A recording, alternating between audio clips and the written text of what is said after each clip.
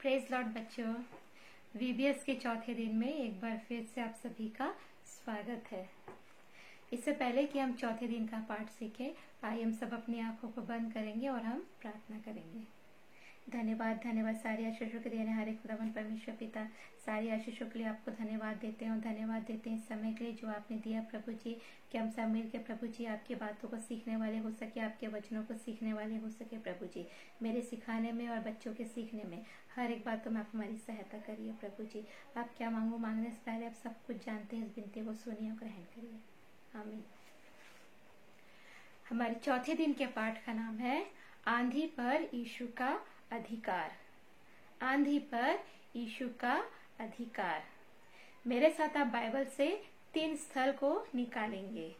पहला स्थल है मत्ती 8वां अध्याय 23 से 27 पद तक। मत्ती 8वां अध्याय 23 से 27 पद। दूसरा स्थल है मरकुस 4था अध्याय 35 से 41 पद। मरकुस 4था अध्याय 35 से 41 पद। और तीसरा स्थल है लूका 8वां अध्याय 22 से 25 पद। लूका 8वां अध्याय 22 से 25 पद तक। और ये तीनों स्थल को आप घर पे अच्छे से पढ़ेंगे। अब समय है कि हम अपने चौथे दिन का पाठ को सीखें। एक दिन शाम को यीशु ने अपने चेलों से कहा कि आओ हम गलील झील के उस पार चले, क्योंकि दिन भर के कामों से यीशु बहुत ही थक गए थे। तो वो कुछ देर आराम करना चाहते थे, कुछ देर सोना चाहते थे। तो नाव की यात्रा में वे आराम करना उन्होंने सही समझा। उस दिन सुबह से शाम तक यीशु लोगों को शिक्षा दिया करते थे। शिक्षा देते रहे।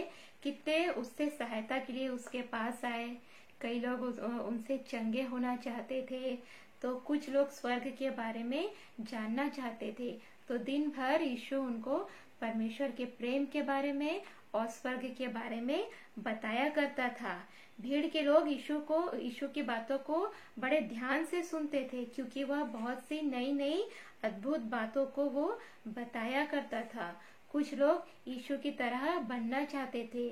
इस प्रकार यीशु भला और दयालु था।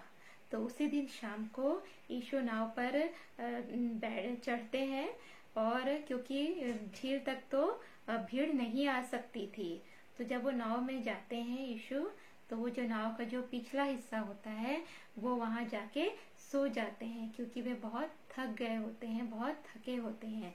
तो जो नाव का जो पिछला हिस्सा होता है वहां पे मछली पकड़ने की जालियां रखी होती थी। हम देखते हैं कि कई जो मछुआरे होते हैं उनके पास बड़ी बड़ी जालियां होती हैं, जिससे वो नदी या झील में फेंकते हैं, जिसमें बहुत सारी मछलियां आ जाती है। वैसी ही जालियां उस नाव के पिछले हिस्से में भी रखी हुई थी, जिसमें यीशु अपना सर रखकर सो जाते हैं। और जो यीशु के जो चेले होते हैं वे नाव को चलाने लगते हैं। तो नाव धीरे धीरे चलती है, और जो हवाएं भी होती है वो धीमे धीमे चलती है, जिससे यीशु थककर सो जाते हैं। तब अचानक गलील की झील के आसपास की जो पहाड़ियां हैं वहां से तेज हवाएं चलने लगती है, तेज आंधी चलने लगती है, और आकाश में काले काले बादल छा जाते हैं। और जो झील रहता है उसकी लहरें अचानक से तेज उठने लगती है, और इतनी तेज लहरें उठती है कि वे नाव से टकराने लगती है। और इतनी तेज लहरें कि कभी नाव कभी ऊपर जाती थी, कभी नीचे आती थी उन लहरों के कारण। तो ये देखकर यीशु के जो चेले होते हैं वे बहुत घबराने लगते हैं। तब आंधी और भयानक होती जाती है और तेज होते जाती है। पानी की लहरें भी नाव से टकरा टकरा कर जाने लगती है। तो जो यीशु मसीह के जो चेले होते हैं वे तो मछुआरे होते हैं, उन्होंने ऐसा आंधी तूफान देखा था झील में, परंतु जो झील में जो तूफान और आंधी आया था वो उनके लिए बहुत ही भयानक था। उन्होंने ऐसा भयानक तूफान और आंधी इससे पहले नहीं देखा था। उन्होंने बहुत कोशिश किया कि अपने नाव को झील के किनारे पर ले जा सके, पर आंधी और तूफान इतना तेज था, लहरें इतनी तेज थी कि वे उस नाव को किनारे पर नहीं ले जा सके। तब यूहन्ना ने कहा कि काश यीशु मसीह नहीं सोया होता, वो जागता होता तो वो जरूर हमारी मदद करता, क्योंकि नाव के अंदर पर पानी आने लगा था। तब पतरस ने यीशु को पुकारा।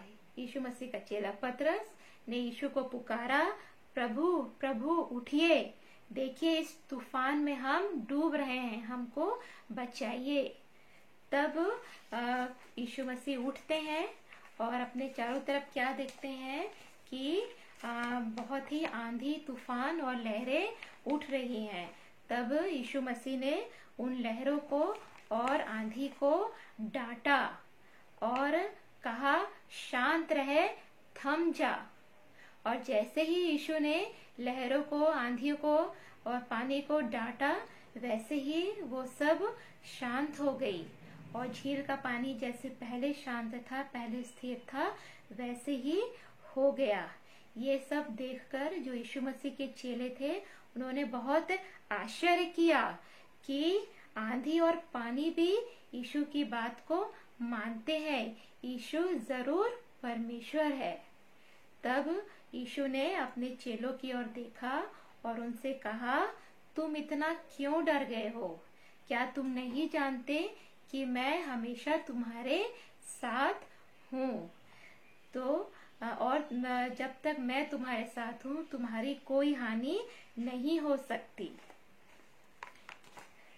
तो इस कहानी से हमें ये शिक्षा मिलती है कि हमको हमेशा अपने परमेश्वर पर विश्वास रखना चाहिए कि हमारे पर कोई भी परेशानी आए, कोई भी संकट आए, पर हमारा विश्वास दृढ़ रहना चाहिए कि जो हमारा परमेश्वर है, जो हमारा पिता है, वो हमेशा और हर एक परेशानी में हमारे साथ होते हैं। ये था हमारे चौथे दिन का पाठ, जिसमें हमने सीखा आंधी पर यीशु का अधिकार। इससे पहले कि मैं आपको आज का मुखाग्र पद बताऊं, मैं कुछ सूचना आपको देना चाहती हूँ कि जो होमवर्क मैं आप लोगों को जो रोज देती हूँ, वो होमवर्क मैं आप लोगों से सैटरडे को एग्जाम में पूछूंगी।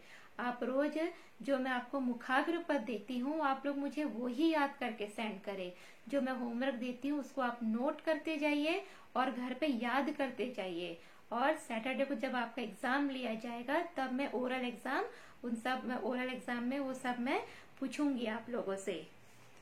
और अगर कोई प्रॉब्लम अगर आप लोगों को है, तो आप मेरे को कॉल करके पूछ सकते हैं। कोई भी प्रॉब्लम हो, कंफ्यूजन हो, कुछ भी बातें हो, तो आप मुझे कॉल करके मेरे से पूछ सकते हैं। तो आज चौथे दिन का हमारा मुखाग्र पद है, निकालेंगे मेरे साथ में।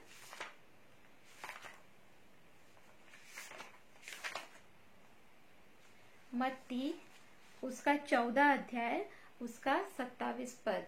मत्ती 14 उसका 27 पद। वहां लिखा है, मैं हूँ, डरो मत। आज के दिन का आपका 2 मुखाग्र पद रहेंगे। पहला मुखाग्र पद है मत्ती 14 उसका 27 पद में लिखा है, मैं हूँ, डरो मत। और जो दूसरा पद है वो है भजन संहिता 56 उसका 3 अध्याय। भजन संहिता 56 उसका 3। भजन संहिता 56 उसका 3। वह इस प्रकार लिखा है, जिस समय मुझे डर लगेगा मैं तुझ पर भरोसा रखूंगा। जिस समय मुझे डर लगेगा मैं तुझ पर भरोसा रखूंगा। ये दोनों है आपके चौथे दिन का मुखाग्र पद। और चौथे दिन का आपका होमवर्क है, आज के दिन का आपका होमवर्क है, जो पाया जाता है निर्गमन उसका 20वां अध्याय 1 पद से लेकर 7 पद तक, जहाँ पे 10 आज्ञाएं लिखी हैं। तो आज का आपका ये होमवर्क है, आप लोग 10 आज्ञाएं याद करेंगे और वो सब मैं सैटरडे को पूछूंगी आप लोगों से। और अगर कोई प्रॉब्लम आपको हो तो आप मेरे को कॉल करके पूछ सकते हैं। आइए फिर से हम सब अपनी आंखों को बंद करें और हम अंतिम प्रेयर करेंगे। धन्यवाद धन्यवाद सारी आशीषों को देने हारे खुदा परमेश्वर पिता, एक बार फिर से आपके पास आए हैं प्रभु जी। हम धन्यवाद देते हैं कि आपने हमारी सहायता किया प्रभु जी, सिखाने में और बच्चों के सीखने में। आपने हर एक बातों में आपने हमारी सहायता मदद अगुवाई किया, इसलिए आपके नाम का धन्यवाद धन्यवाद धन्यवाद करते हैं प्रभु जी। बच्चे जो भी पद याद करते हैं प्रभु जी, उन सबकी सहायता करिए प्रभु जी, उनको याद करने में, उनके सीखने में, हर एक बातों में आप उनकी सहायता करिए। आप क्या मांगो, मांगने से पहले आप सब कुछ जानते हैं, इस विनती को सुनिए और ग्रहण करिए। आमीन। प्रेज लॉर्ड बच्चों।